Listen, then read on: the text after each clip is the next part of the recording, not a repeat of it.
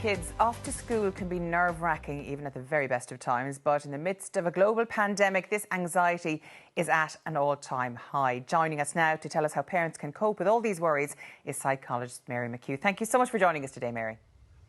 Hi Elaine, thanks for having me. Great to be here. First of all, it's been a rough 6 months for most people now. Has there been a huge increase in people looking for help in counselling? Oh yeah, we have, I suppose since March we've been inundated with calls coming in. So we've seen an increase of actually fivefold since March, which is very, very high. Yeah, and how does the online counselling compare to physical counselling? Because I suppose there is a worry that it wouldn't be as effective, but for a lot of people, is it easier for them to go down that route? Actually, yes, Elaine, I suppose a lot of people would think that it isn't effective, but in our experience, we're doing it nearly 10 years, and we find it as effective and sometimes more effective for some people because their anxieties can be really high. They don't want to go to face-to-face. They want to do it, whether it's typing or telephone. So for them, it is really good for them. Yeah. Now, in the last couple of weeks, kids have gone back to school. Parents are hugely anxious over it, and that has posed a particular problem and a unique problem for a lot of people now. Parents who never would have experienced anxiety in their life have huge anxiety surrounding COVID. What advice would you give to them now if they're still suffering?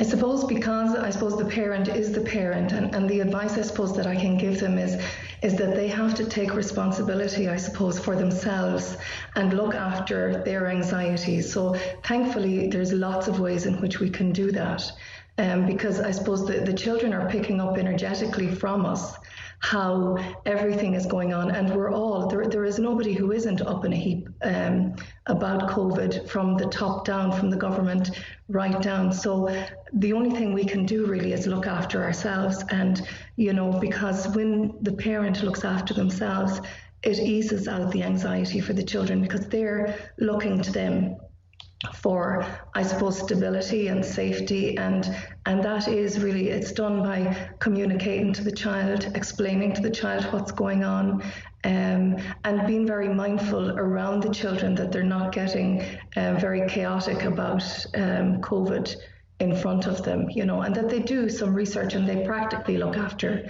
themselves. It's really important. Yeah. By and large, how do you think parents are coping with it? Because from people I know, they're finding it extremely difficult and not coping very well at all, and that's bound to have an effect on the kids. Do you think it will ease in the next few months as people get more used to that they're living their new normal? I have to be really honest, Elaine. I don't know, and we don't know. And I suppose isn't that it really? Everybody's at sea from, we're seeing it in all areas. The teachers are at sea, the parents, so really we have to, for our children's sake, because, in 5 years' time or 10 years' time, we will be seeing the fallout from this. So it's really important that we, as best as we can, take action now in tending to our own anxiety, and that's coming back to very basic stuff: sleep, exercise, really taking care of self, because that's all we can do. We've no control over COVID and what's going on for it. All we can do is really take care of ourselves, and by doing that, we're taking care of children. Yeah, and particularly when there's milestones in place for students going to school. If you're looking, I know the Leaving Certs today, the CAO offers were out. Young children starting school for the first time won't know any better. But a particularly difficult transition, I think, is for a 6th class who are going into secondary school for this first time. That must be very hard. How are you finding parents dealing with that and their children's problems?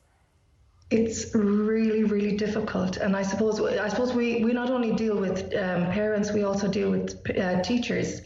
And what we're hearing is that they're seeing startled eyes behind the masks. It's really, really upsetting for these children who, went to the ladder in 6th class and didn't get to do that ending, and here they are now in first year, and connection is really important, and to be accepted, and here I am, all I have is my eyes, and because of, I suppose, the generation we're in, eye contact isn't very, it's not great.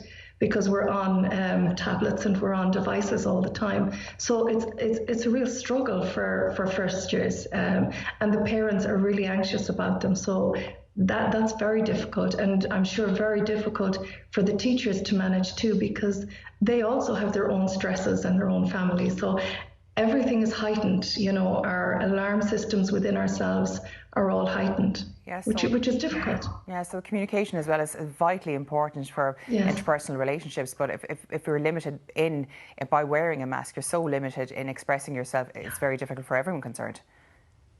Absolutely. Yeah. And I suppose this is where, the teachers really play such an important role, because some children react by being bold. We all react differently to stress. Each one of us, even adults, react differently. So it is about being mindful of all that's going on, the bigger picture that's going on for them. Okay, Mary McHugh, thank you so much for joining us on the show today. Thank you, Elaine. Thank you. Now we'll take a quick break. See you back here in 3.